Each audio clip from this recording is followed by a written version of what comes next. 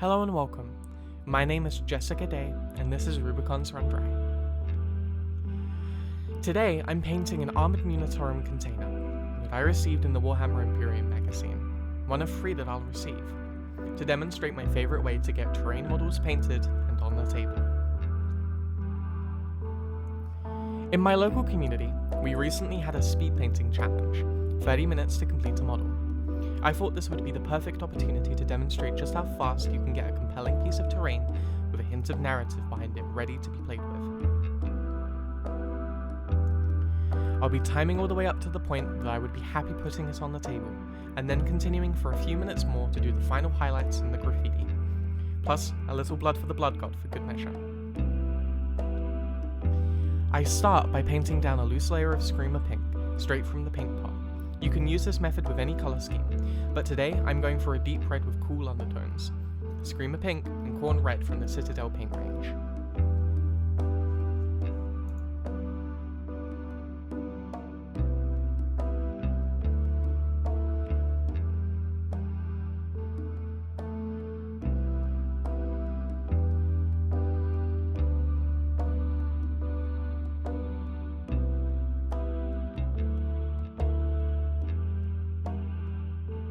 Using this method allows us to take advantage of techniques that we may not normally be able to take advantage of. For example, when the paint is running low on my paintbrush, I am using what's left of it to dry brush onto areas that I do not want a firm base coat.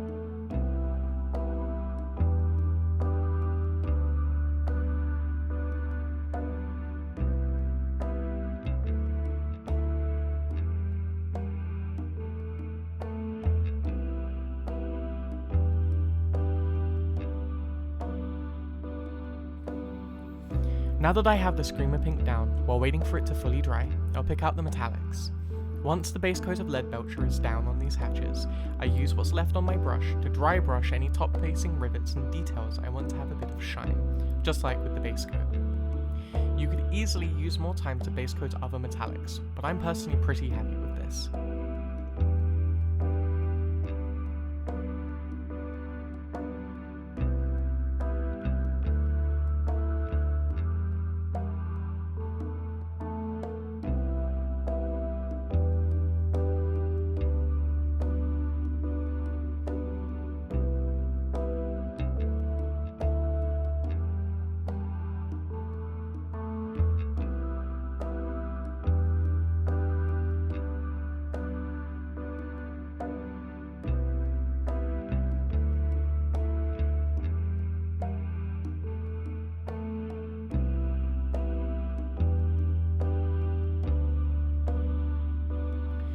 Now for the fun part.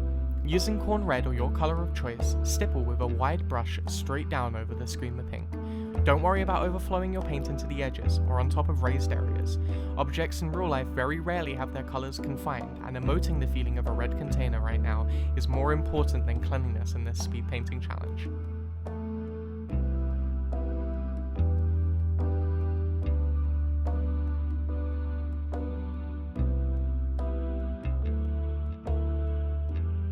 Again, when your brush is running low, use this time to dry brush onto raised edges and work out as much of the paint as you can.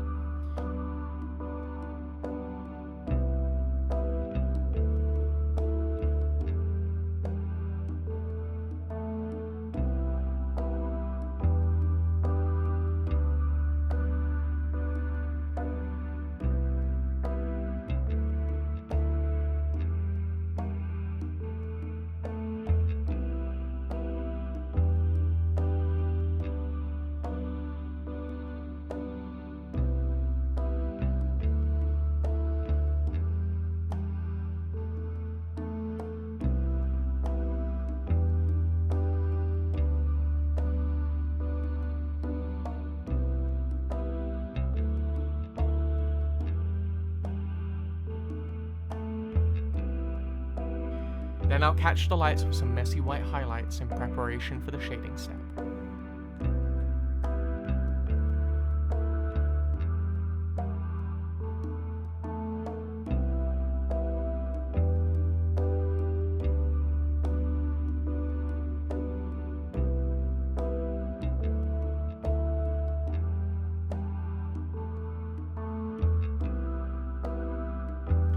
Now that we're onto the shading step, you can have your pick of colours.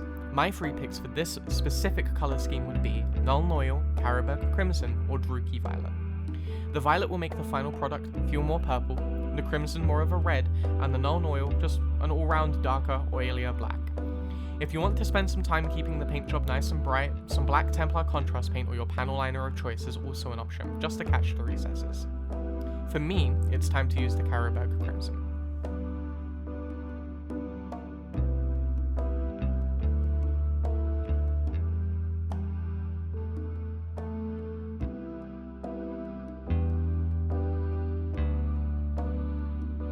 This will likely be the longest step in your process, as making sure everything gets a nice touch of shade is very important.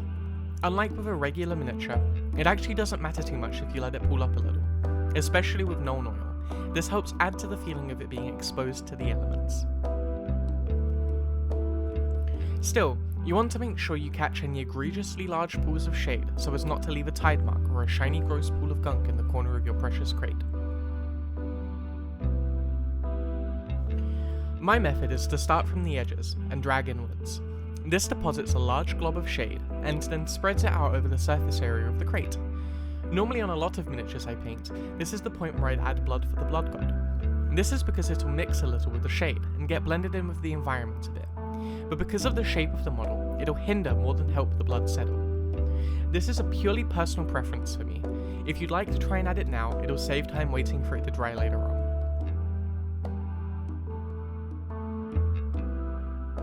With the shade added, it's now time for a short break. I'll grab a snack, play some video games, and come back in about 15 to 20 minutes to check up on it. Now is when I would consider it tabletop ready. The timer doesn't come back on. That, and I forgot to keep the timer running, but hey ho, what can you do? The final steps are simple enough. Highlight back up to corn red, add the graffiti, add the blood.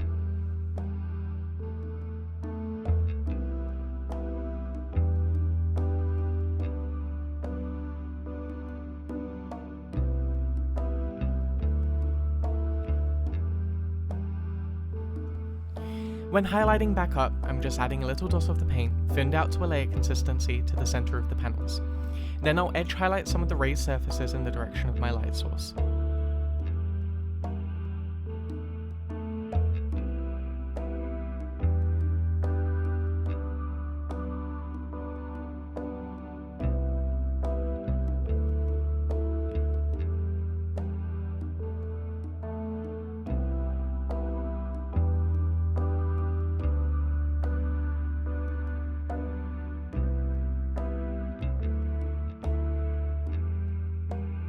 Now it's time to zoom in and freehand some text.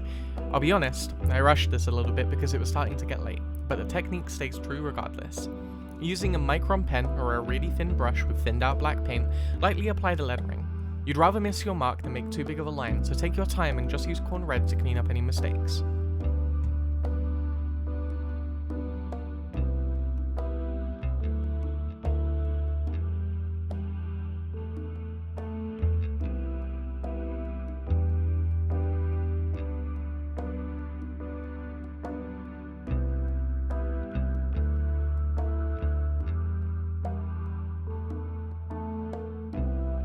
If you've stuck around with me for this long, consider subscribing and liking the video. It really helps me out, and you'll be notified for the next time we cross the Rubicon together.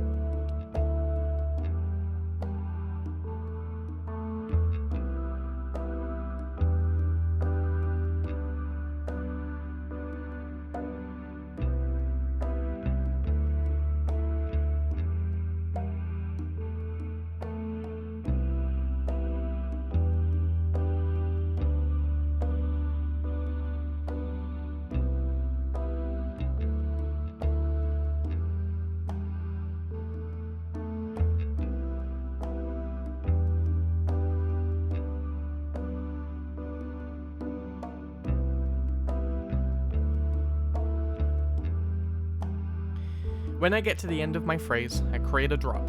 This is where the artist got shot dead by a battle sister for defacing the name of the emperor. Silly heretic.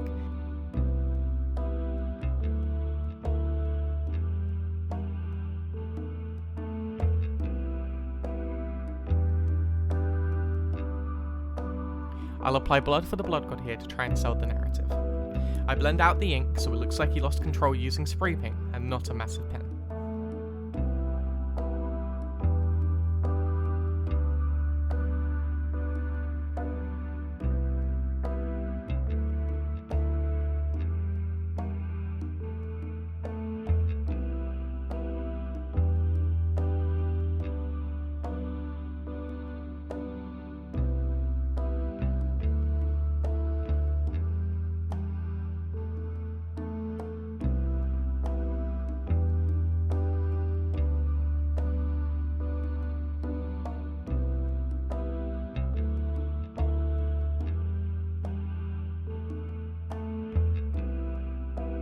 Thank you, I've been Jessica from RubiconsRunDry, and I'll see you next time.